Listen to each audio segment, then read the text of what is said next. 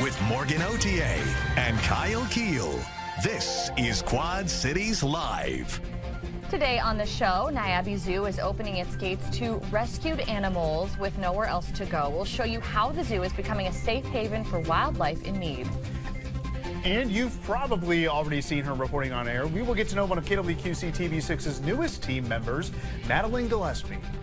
Plus, our Be a Tourist Week is underway on QCL, and today we are putting the spotlight on Old Oaks Winery, bringing crowds out to Milan for wine, food, and of course, beautiful scenery. Hello and welcome to Quad Cities Live. Thanks for joining us. I'm Morgan Otier alongside my co-host, Kyle Keel. Now, even if you've lived here for your whole life, it is always a lot of fun to be a tourist in your own backyard and explore the QCA with fresh eyes. Yeah, seems to always be something new that you didn't know about. And joining us now is Lindsay Rowe, Director of Public Relations and Communications for Visit Quad Cities. Lindsay, welcome back to the show. Thank you for having me. Yes, thanks for coming on with us today. So a great place to start, if you've not checked one of these out, is the Quad Cities Destination Centers, which you can find on both sides of the river. So tell us where we can find them and what all we can look for inside these places. Yeah, absolutely. We have two destination centers. We have one in Union Station in downtown Davenport, and River Station is in downtown Moline. These are really great assets for visitors and also for Quad citizens. You can talk with our friendly staff and get itinerary recommendations, maps, atlases, some really great Quad City merch, which we have a ton of new stuff, and so we're very excited about that. And it's just really great things that you can get for yourself or friends or family, and they're just really great assets that we love to have to serve the community. Yeah, they're really great. There also happen to be beautiful spots too. Yes. It's almost like, you know, worth a visit no matter what, just to check things out in there. So these are real assets, and part of the reason is because they are staffed. So there's going to be somebody there that you can talk to, like get recommendations and things like that. Yes, absolutely. We have destination experience specialists who are there. These are people who have lived in the Quad Cities a lot of time, for a long time. They've done a lot of things, and so they're just really great people. We're so lucky to have them on our team. Yeah, good wealth of knowledge for sure. And you mentioned the merch, and you're actually wearing one of your brand new pieces of merchandise, the new Quad Cities t-shirt. I love it. We have a bunch of new t-shirts. We have hats that I brought today as well. There's something for everyone. So even if you can't shop in the destination centers, you can go to visitquadcities.com/shop, and we'll ship anywhere, so you can send it to family and friends all over the country. I love that. Not only is it like a great idea for folks who live here to be able to kind of represent a little bit, because we don't have a lot of just like Quad Cities focused like merch that you can wear around or when you're out of town. Like, do you ever have that when you're on vacation and someone's wearing something like super specific to the Quad Cities? Like whether it's like a Bandits t-shirt or something like that, and they're like, "Are you?" a mile away. Exactly. People know what it is, and they're like, "Are you from the Quad Cities?" So that's very cool. Okay, so one thing that we can do, we talked about being able to go to those destination centers and talk to staff and whatnot. You kind of created a couple of itineraries for us here today. And these are going to be perfect for tourists, so people that are coming in from out of town, of course. If you have visitors coming, these are also great ideas for us, people who have lived here for a very long time. I want to do it. Yeah. For sure. Yes, I will admit I have stuff on here that I haven't done myself yet. So I'm ready to dive in. Yes. So you got the bikes that we can rent as well for free for a day, correct? Yes, that is true. So summer into fall, weather permitting, we have our free bike rentals at both of our destination centers. And so those are really great. Visitors love coming in and exploring the Quad Cities on bikes. They ride trails. You can take your bike on the Channel Cat too, so you can go across between Iowa and Illinois. It's huge. We just love our bike rental program. I think last year we had a few hundred rentals throughout the season, so it's really popular. Well, and I feel like we need to spread the word about it a little bit too, because a lot of times we'll mention that this is available and people don't realize it. So it is a really cool thing to do, especially if you don't own a bike. It's a cool way to experience the Quad Cities. So you can get those at the destination centers. So talking about the itineraries that you planned, you know, to talk about today, one of them takes place on a Thursday, correct? And one of them takes place on a Friday. So these are two examples. Well, let's start with Thursday. Yeah, absolutely. We picked weekdays. There's a little bit more variety. Also, it's summer, so like, you know, maybe if you're going to play a little bit of hooky or the kids are off school. Like so giving me an idea. yeah. Yeah, so for Thursday, we're going to start in downtown Moline at Melly's Pancake spot, House. yeah. I love this place, family so great, owned. yeah. Portions are just amazing. So get your breakfast fill at that. there, Oh. and So then, yeah, it looks so good right now. Oh my gosh. Yeah. And then we're going to rent the bikes over at our Moline Destination Center. Our staff is going to help you out, give you everything you need.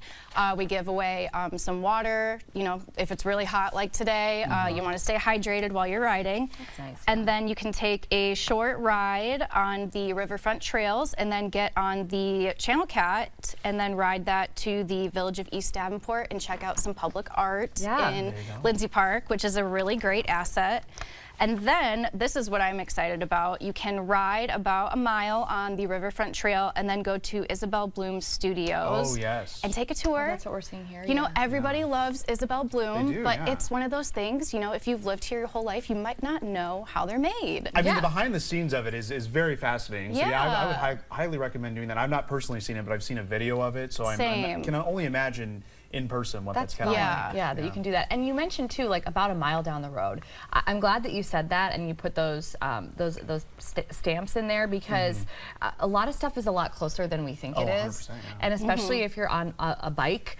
All of this stuff is so within reach. Yeah. It really is. Yes, Isabel Bloom, very close to the Village of East Davenport, so that is a lot of fun. But you're not done yet with Thursday. Sorry. Not yet. So then we are going to take the Channel Cat back to Moline. You're going to return the bikes to the Visit Quad Cities Destination Center. And then right in our backyard, right behind our Moline Destination Center is Bass Street Landing. And there's live music every Thursday night. Yeah. That is so much fun. They really draw a huge crowd. And they do, and they got a fountain for the kids as well. Yeah, The oh kids my love gosh. it. Yeah. So if it's hot. It's so much fun. So, all right, shall we move on to Friday? Let's do Let's it. do it. Let's do Friday. Okay, all right. So again, we're starting with some breakfast at Okay. QC Coffee and Pancake House in Rock Island. Another good spot. good one. Yes. Yeah, more pancakes. We love it. We love it. Got to get those cinnamon roll pancakes. They're Yes. pretty iconic. And then after that, we're going to mosey on to Arts Alley in downtown Rock Beautiful. Island, explore those really great, wonderful murals, public art. It's such a beautiful space. This is such a great asset for the Quad Cities to have. We're so excited It about is. it. I felt like all of the spring, leading up to all of this opening, we talked about it so much. Yeah. I mean, it is really something to see. And if you haven't been to the district in a long time, that downtown area, Arts Alley, it's so different than it Yes. used to Really be. changes It the is- downtown. It really does, and it's worth seeing. Yeah, and it's only going to get better. So we're just so Exciting, excited about yeah. that.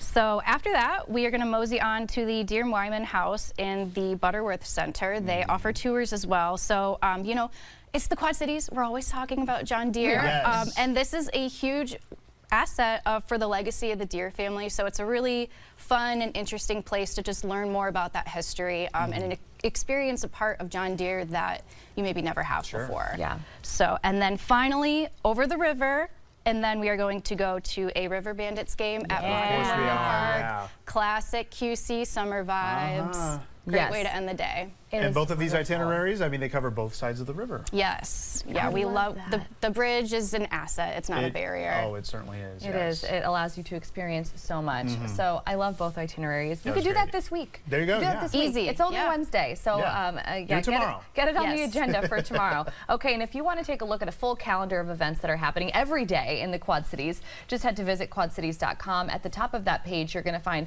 also a useful plan your trip tool where you you can go. actually create your own itineraries like the ones that Lindsay talked about with us today. A lot of useful stuff on that website that has recently just been updated. Yeah, a lot of good information. Yes, Lindsay, thank you so much. All of that Lindsay. was just great. Thank you both. Yeah, we Yes, appreciate that. it.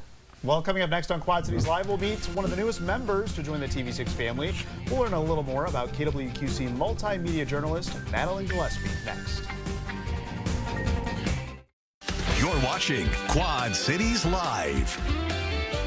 Well, we've got a new face on the TV6 team, and we know you're going to love her. That's right. She's one of our newest multimedia reporters, and despite just being a college graduate, she actually has a really impressive resume that we're going to find out about. Let's welcome Madeline Gillespie to Quad Cities Live. Yay. Madeline, thanks for being here today. Thanks for inviting me. Welcome to the show. Yes, we're happy to have you. Yes, and I will say, the one thing that Morgan and I both know about Madeline is she loves cats, because her first day here, we had adoptable four-legged friends, and she was holding the cat up until like we a haven't minute, even met 30 yet. seconds to the show. We haven't even met yet, and I'm like, there is a woman in the studio that is holding the cat, and I think we need the cat back for this segment. You're so funny. Yes. You're obviously an animal lover. So, I kind of kidnapped that kitten on my Yes. first day and ran off and hid in a corner. That was like, so I'm gonna cute. So we'll Yeah. talk more about your cat here coming up. But first, let's talk about the job itself, because you consider this your dream job. It is. It is. Both my parents were journalists. They went to school for journalism. Really? Okay. And, transitioned out of the field, early on. But the news was on 24/7 in my house Sure. growing up, like morning, noon, and night. Yeah. So in the mornings, it was local news and Good Morning America. And I just thought, like, oh my gosh. Reporters have the coolest job in the world. Like, they get to travel the world and meet the most interesting people ever. Like, that's what I want to do. Yeah. And because both my parents had, loved journalism themselves, they always encouraged that. And That's great. yeah, we would go up and visit Good Morning America because I'm from Pennsylvania. Sure. So So you were close by. yeah, we'd go up to New York, at least once a year and Look at that stand photo. outside the studio. I was probably like 10 there, and that was Josh. So this Good Morning and- America, is it kind of like the Today Show? I'm just kidding. Hey, I had to throw that in there. that's okay. We forgive you. No, I'm sorry. No, how does it feel to be doing this right out of college? Because I have to say that's not everyone's story. Right. Yeah. It is a difficult industry, oftentimes, to break into. Yeah. So, I mean, for you to just be here, you graduated early, didn't you? In December. Yeah, December. So, I graduated. Well, I took some time off for COVID. Okay. Oh, that's not right. early That necessarily. old thing. Yes. Yeah. COVID. That old that whole COVID. mess. Okay, so it's got to be pretty cool to just like start working. It's incredible. Yeah. I wanted to just jump right in and go. Yeah. Which is a reason why I love journalism Sure. and broadcast, because it's different every day. Yeah. And in the time between graduating and starting here, I was just like twiddling my thumbs. I was so anxious You were ready to to get go. going. I was ready. Aw. So it's been great being here and living that childhood dream. Yeah. Yeah, ready to hit the ground running. So talk about your time in college. You went to Temple, right? Yes, Okay, so yes. talk about what you did there in college. Obviously, you studied journalism, but you were involved with a lot of other extracurriculars as well. Yeah, so I was the host of Temple Tonight, the late night talk show style show we had there for 2 years. And it was kind of like a Fallon or Kimmel, where it would start with That an is opening Awesome. monologue. These photos. Yeah. I'm blown away. I like that set. Yeah, that nice little Yeah, set it was there. the Philadelphia You got the couches and city everything. skyline there. Yeah. I absolutely loved it. It taught me a lot. We would do a monologue at the start, which was kind of Wow. like Weekend Update on Yeah. SNL, where it was Sure. just kind of like riffing on headlines and stuff. So I was also, one of the head writers for the show for those, very cool. years. It was just so much fun. I bet. Loved it, and I always tried to wear something sparkly or sequins for those shows. You got to. See there? I'm gonna start wearing sequins. Yeah, do it. on the It was show. the best. It was very sad on my last episode. I did shed a few tears there at the bet. end. But yeah, so I did Temple Tonight, and then I was a reporter for Temple Update, our live weekly news show. And wow. actually, Kyle, I was know. a weather anchor for a Yes. semester there. Very impressive. Yeah. What was out that in like snow doing there. weather? It's different, right? It's very Yeah, different. yeah, it It's definitely very is, different. yeah. The hardest part was green screen. Oh, yeah. Oh, The yeah. hardest part was green screen. When never people do come that. in, they don't realize that you're like looking into a mirror. So when we say point left, they point right. So Right. yeah, it takes Yeah. some time to get used to. I did Weird. that a few times. I think the first episode where I was weather anchoring, I was like, and as you can see here on this side, Yeah. It was a mess. So you really kind of dabbled with confusing. everything, though, in college. Yeah, very I cool. wanted to try a little bit of Nice to get that experience. all of it. No, We know who can co-host with us Yes, we do. if we ever need it. Yes, go, yeah. I'm here, guys. I'm Yeah. I here. might have a sick day coming up. No, I'm just kidding. That's fine. I And for got weather, Madeline. too. There we go. Yeah. I can take the whole day off. That is so awesome. Okay, Yeah. so you've also gotten to experience a lot of behind-the-scenes stuff as well. Really cool experiences with some network opportunities. Can you talk a little bit about that? Yeah, so the only presidential debate between Harris and Trump was at the National Constitution Center in Philadelphia. Oh, look at that. And that's Martha Raddatz Yeah. there. I was her stand-in.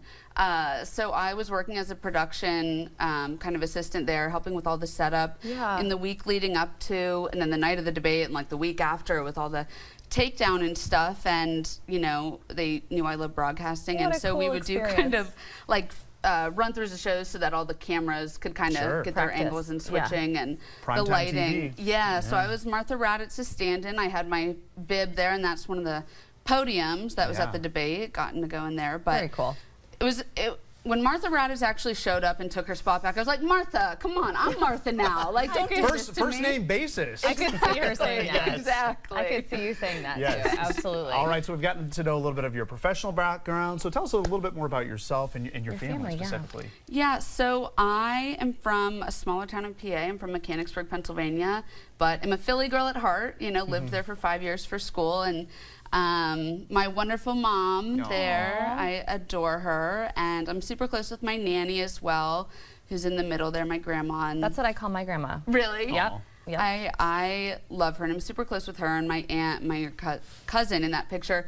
It wasn't intended to be this way, but we all live in the same neighborhood. That's great. somehow. Very Like, cool, yeah. wasn't, you know, planned, but it just kind of ended up that way. My nanny and I, super close. We love going to antique stores and Oh, that's antique fun. shopping together, and she talks me out of some purchases that I like. She saved you a little money. Yeah, exactly.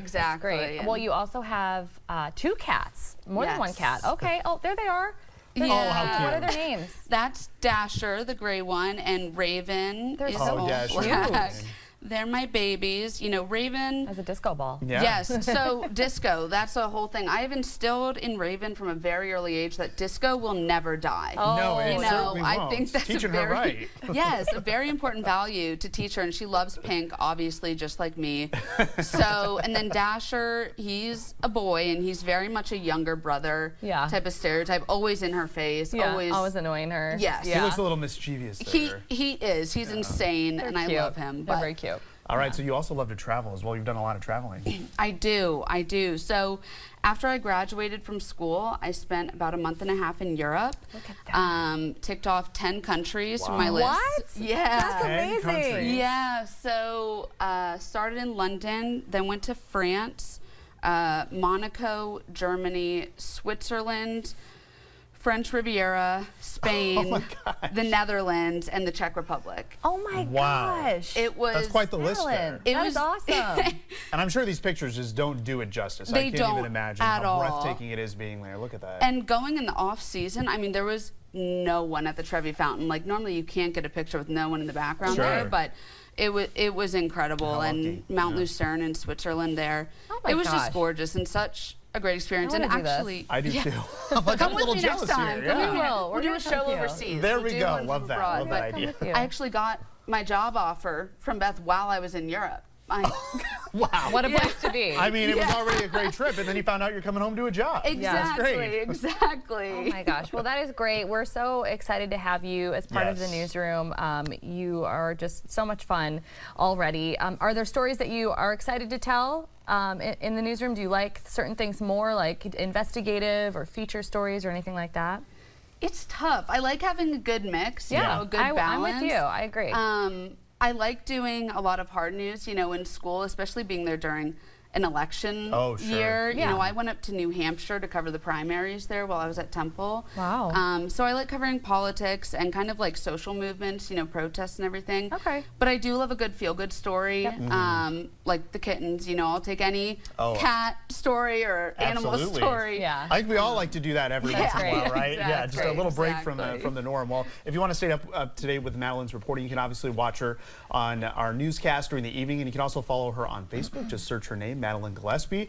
Madeline, thanks so much for joining us today here on QCL. It was a pleasure. Yes, thanks for having you. us. Welcome. Yes, absolutely. And still to come, animals. They are finding a second chance at Niabi Zoo. After the break, we'll find out how the zoo is teaming up with global agencies to give vulnerable wildlife a new home. You're watching Quad Cities Live. Niabi Zoo is known for its commitment to conservation and education, and the zoo is now taking that mission one step further, offering refuge and rehabilitation to animals that have nowhere else to go. From wildlife rescued and illegal trafficking to those in need of permanent sanctuary, Niabi Zoo is really stepping up in a big way. And joining us to talk about the zoo's new Safe Haven initiative is Tammy Schmidt, Assistant Director at Niabi. Tammy, welcome back to the show. Thanks for being here today. Thank you for having us. This is very cool. Okay, so let's start with the big picture. Describe this new programming at Niabi Zoo and just talk a little bit about what it all means for providing a safe haven. Absolutely. I mean, we have a professional group of people and the resources and the tools and the spaces to open up our doors to animals that may be in need. Right. A program started in the country that is called the Wildlife Confiscation Network. We're a vetted partner. It took a lot of vetting of our resources, our tools, our expertise, our financial stability, all the things to make sure that if we got the call for somebody in need, that we are equipped to do it hitting the ground running. Yeah. So we joined, and we were the first zoo in Illinois to be vetted partner. Oh, wow. And we hit the ground running last year with some Ibera tortoises. Okay. Yeah. So take us back to what really prompted this expansion. Why was this really something that your team wanted to be involved in? I don't know if they all wanted to be a part of it. I just value our team, and I'm proud of our team for what we've accomplished in the last decade. Yeah. And I knew we were ready, along with my director, Lee, that this was the next step. It's the responsible thing to do. It's putting our money where our mouth is, and vice versa, and all the sayings when it comes to really looking at conservation, educating about that conservation, and then getting involved, conservation in action, and safe haven in action. So I was asked by actually a past zookeeper that I managed from another facility. Sure. And I'm like, yes, we're ready to do this. That's awesome. We filled out all the paperwork and ready, set, go, and we did it. Yeah. And here you are. Okay, so you were just talking a little bit about the Wildlife Confiscation Network. So talk about the collaboration there and how it kind of works across all different Absolutely. agencies. Once we were vetted and we were ready to go, we didn't get it was a very short period of time before we got the call. Okay. And we're talking about many different scenarios. It could be coming in at any border, at any airport, through any post office. Wow. There could be an animal like a tortoise or a turtle rolled in a sock, stuck in a toy box. Oh my God. And it's devastating, really, when you think about wildlife confiscation. And there is responsible exotic pet ownership. There is permitting. There is, our government must vet who comes into the country, whether they're safe, whether they're invasive, whether they're pose a zoonotic risk.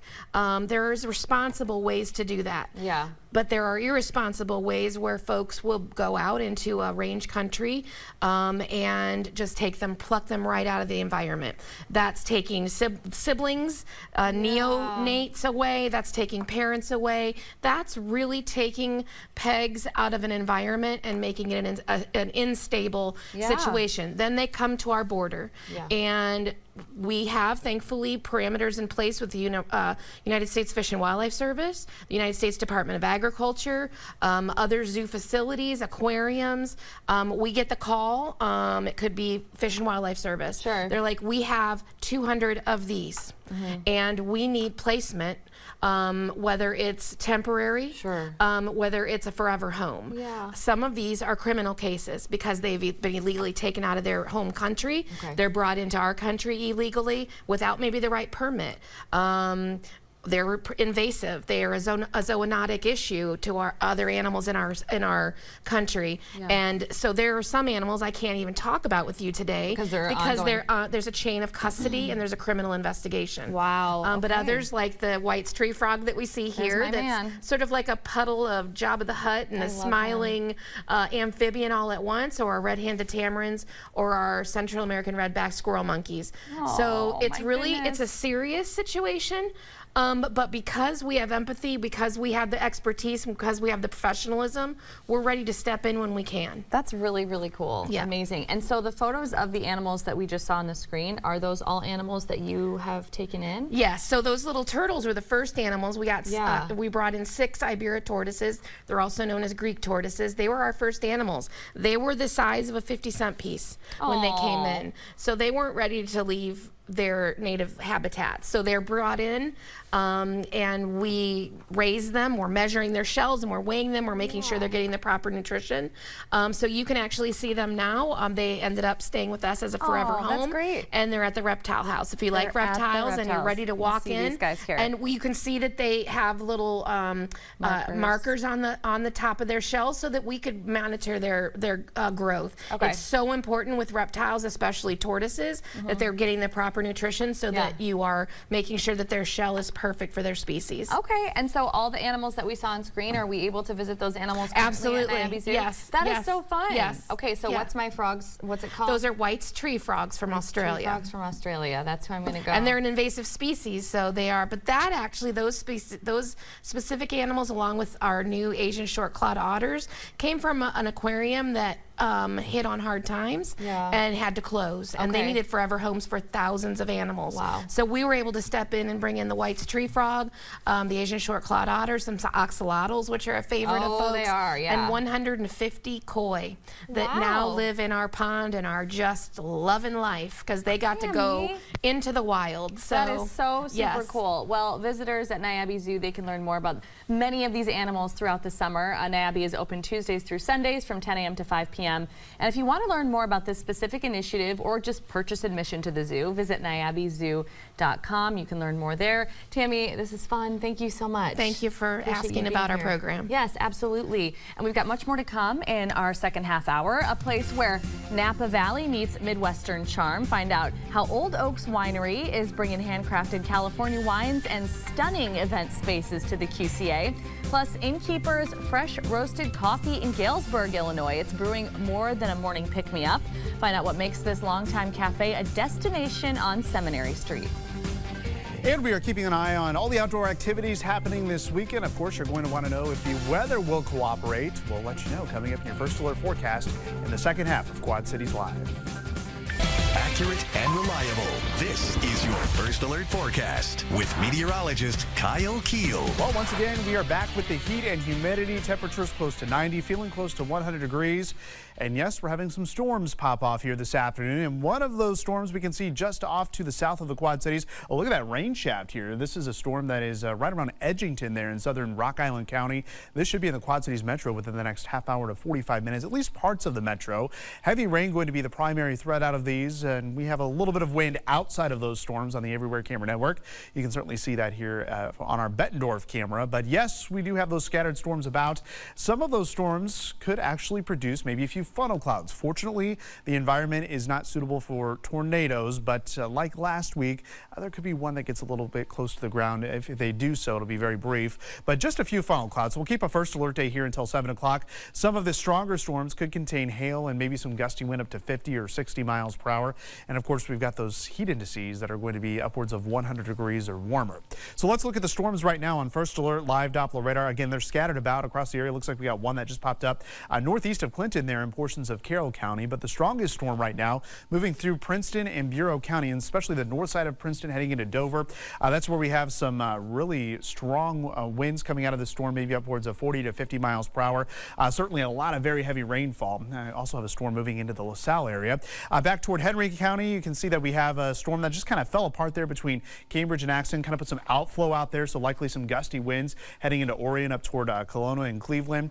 It's also producing a storm there around Preemption there in northern Mercer County. And then there's that storm that we saw in Skyview heading from Edgington north toward Buffalo, likely heading into Davenport as well. This is containing some thunder and lightning. We also have a strong storm, maybe a little small hail there right along Interstate 80 between Rochester and West Branch. That continues to move off to the north as well. So we're going to going to keep scattered showers and thunderstorms in the forecast here as we head over the next few hours. Some of those could be on the stronger side. We've got technically that level 1 risk, and that's going to be evident here, especially as we head into tomorrow evening, as we could get some gusty winds out of any of those storms. So right now, temperatures mid-80s to low 90s. We have 91 in Muscatine and the Quad Cities, feeling more like 102 degrees. So yes, it is going to be very steamy here over the next 24 hours. Couple isolated storms this evening. Otherwise, we're dry here through the daytime hours on Thursday. It's not until 6, 7 o'clock and thereafter where we will track those storms heading into Thursday. First alert day in effect for heat index between 100 and 105 degrees. Be sure to tune into your news at 4 with Chief Meteorologist Eric Maitland. He will have the timing of those storms heading into Thursday and Friday. And just ahead on QCL, wines crafted in Napa and event spaces with quite a view. We'll show you how Old Oaks Winery in Milan is redefining Midwest wine country. You're watching Quad Cities Live. Imagine sipping a glass of wine and gazing out at a wine country view without hopping on a flight to California. Nestled in the rolling hills of Milan, Illinois, is Old Oaks Winery, bringing the spirit and flavor of Napa Valley right to our own backyard. Joining me this afternoon from Old Oaks Winery is owner Chris Larson. Chris, thanks for being here today. Thanks so much for having me. Yes, we are excited to have you. Old Oaks is such a popular spot. I love it. I know really all of us that work on this show really enjoy it. But tell us a little bit about how it all got started. Yeah, I was going to school in California, so I was about 40 minutes from Napa Valley, and it was just something my dad and I just started to enjoy. And my cousin, he was finished up with the military. He was in the Marines, and we all just kind of thought, you know, we could do a winery here in the Midwest, but we wanted to definitely bring some of the California vibe and the flavors back to the Midwest because it's wines that we grew up enjoying. You know, and I love hearing that story because obviously we have, you know, several other wineries in the area and they're utilizing, you know, grapes and things like that that are more Midwest. I like your story because it was meaningful to you. It's somewhere that you went to school. It's a place where you got used to those grapes and those wines, and it's something that you wanted to bring back for folks here in your hometown. Yeah, and that's when we started this, that was kind of our goal, was we want to make wine that not only we enjoy, but everyone else to enjoy it. And it was something that these wines are just something that we're passionate about. Like I said, we grew up enjoying them. Yes. And if we wanted to do wine, we wanted to do it right. Yes, wonderful. Okay, so we've got some photos on the screen right now of people enjoying their time there at Old Oaks. So your wines are produced and they're bottled in Napa, but walk us through how you guys make your selections. Do you visit often as well? Yeah, so we can visit, and then after COVID, things changed a little bit, so we get samples sent to my house pretty frequently, which my wife enjoys. So yeah, we have a part in the process in terms of ageability, what barrels we use for it, and then the whole bottling process. Yeah, okay, great. So let's talk a little bit about Old Oaks and what guests will experience when they show up. I remember the first time that I went there, it's a very big space. Yes. So you'll walk in and then what happens? Yeah, so you're gonna walk into our main building, and that's where our tasting room is gonna be. And then in that main venue itself, we have a couple different venues that we can use. Okay. So we have venue space from 20 to up to 250. We have a brand new event tent space there in the back. Oh my gosh, look at that. So that can seat up to 250 guests. That's our outdoor space. We typically use that for weddings, but we've also done some corporate functions there as well. That is gorgeous. I mean, looking at that view, Milan is beautiful. Our area is beautiful. I will never say that it isn't beautiful, but it looks like you're in another place. Yeah, and that's essentially what we were trying to do, is bring some of that Napa feel. So a lot of the California vibes, all of our barrels come from Napa Valley themselves, and then just the overall aspect and feel was something that we just really tried to hone in and bring that back. You absolutely have done that. It is great. And yes, all kinds of venue spaces depending on what kind of event that you're having here. Primarily, I would say right now, probably a lot of weddings, especially with that new space outside. Definitely in peak wedding season. One of the things that we want the public to know is that we're always open to the public, even if we have an event going on. Don't worry about it. We can come out. We always have a venue designated for the public as well. Okay, that's good to know. They can always come out and enjoy. Friday and Saturday we're open from 12 to 7 and Sunday 12 to 5. Okay, well let's talk a little bit about some of the other special events that you guys have at Old Oaks Winery. I know you do live music pretty regularly through the warmer months. Yeah, so right now, so basically from April until October 31st, we'll do live music out on the patio. On Sundays, that's scheduled from 1 to 4. We're also doing some fun stuff this year. We have an art class. We have a yoga class once a month on Sunday as well. And then some flower arranging class, as well as steak nights. Yes, steak nights. Okay, so tell me about the steak nights, because this is something that people used to do, right? This kind of harkens back to a little history of the area. Yeah, so this was originally when it was back at the Old Oaks Steakhouse. It's something my dad, he really wanted to do, and it's just, we saw it would be something fun for the public to come out. So we bring the grills outside, you can pick your own steak. We have the unlimited salad bar. It's just a fun, kind of laid back night. And we love hearing all the stories about the old steakhouse too, so kind of a night to do that and to reminisce a little bit, rekindle some of those memories. And get some of those folks back in the door as well. Okay, so you brought some wines with you here today. So before we run out of time, I want to talk a little bit about them. So these are all incredibly popular for you. Yes. Okay. So yeah, depending on what style you like, we have some good sweet wines, and then we have some dry wines as well. So if you like sweet wines, we have a good sparkling Moscato, our Sauvignon Blanc. And then our rosé is popular. And then I think today we're going to try a little bit of the Cabernet. Yes, please. And I'm going to have you pour it because, you know what, I'll spill it everywhere and then I'll end up on YouTube. So, all right. Thank you so much. You're welcome. And this is a drier one, correct? Yeah, this is going to be a full-bodied dry wine. So we do this on French oak for about 14 months. And you're going to get notes of, this is going to be black cherry, blackberry, and you're going to get a little bit of tobacco from That's the profile really, from the barrel itself. Really good. Yeah. Thank you. That is wonderful. Very cool. And this is one of your most popular ones? Yeah, Cabernet, as far as dry red wines, is definitely the most popular that we have. Okay, great. Well, I also want to ask you about the food at Old Oaks, because you guys have really, that menu has really been evolving ever since you opened your doors. Obviously, you want to nail the wine first, right? You want to get that going for people. But I have noticed in the times that I've visited that menu is growing and growing, and the food is amazing. Thank you. Yeah, and that's something that we just kind of want to keep continuing to grow and get better. And we're trying to pair a lot of our food with the wines themselves. So we have some charcuterie boards, we have cream cheese boards, some small bite options, and then wood fire flatbread pizzas. They're so good. They're really good. And so you've done all of that with your wines in mind. Yeah, so just trying to kind of be conscious of the winery and getting foods that kind of go hand in hand with our wines to kind of go back and forth with those. Yeah, well, it's wonderful. Always a crowd out there, especially on Sundays when you guys have live music. Yep. What has the response been like, not only from visitors from afar, but people that are in the Milan area that have probably been waiting for something like this to pop up? Yeah, we get a lot of positive feedback. We have a great following. We're very blessed to have all of the support that we get from those people. And it was just something that we thought Milan and the Quad Cities itself needed. Yeah. And we're just more than happy to have a spot where people can come out and enjoy and kind of feel like you can come out and enjoy a little bit of that piece of Napa. And they certainly do. They certainly do. Well, Old Oaks Winery is located, as we mentioned, in Milan, just off Highway 67. The address is there on your screen. It is open Fridays and Saturdays from noon until 7, Sundays from noon until 5. And for any inquiries, I know everybody's going, I want to have my event there. Just visit oldoakswinery.com.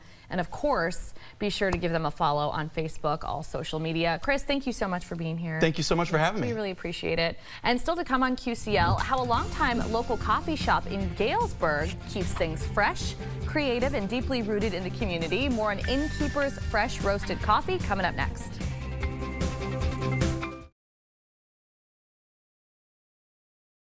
You're watching Quad Cities Live. From small batch coffee roasting to evening cocktails and everything in between, Innkeeper's Coffee in Galesburg is more than your average neighborhood cafe. Yeah, this beloved local business has been creating community and brewing coffee since 1998.